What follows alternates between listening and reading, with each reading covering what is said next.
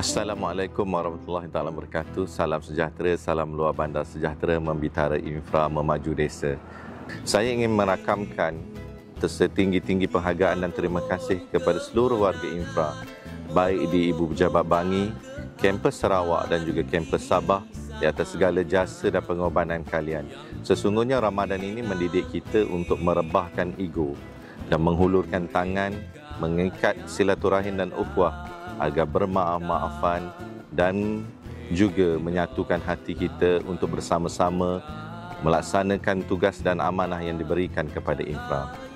Saya ingin mengambil kesempatan ini juga ingin memohon ampun dan maaf di atas segala keterlanjuran serta khilaf kata dan perbuatan saya sepanjang saya diberi amanah sebagai pengarah infra.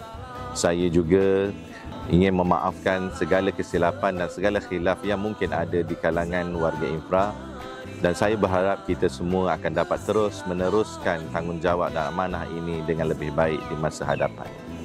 Kepada yang pulang ke kampung halaman masing-masing, saya ucapkan selamat memandu pulang dan sampai dengan selamat ke destinasi masing-masing. Gunakan waktu dan peluang yang berkualiti ini untuk bersama ibu bapa, ahli keluarga, sanak saudara dan sahabat andai untuk sama-sama merapatkan ukhuwah yang telah lama terjurai. Dan juga pulang kembali kepada infra nanti dengan semangat dan ukhuwah yang lebih baik.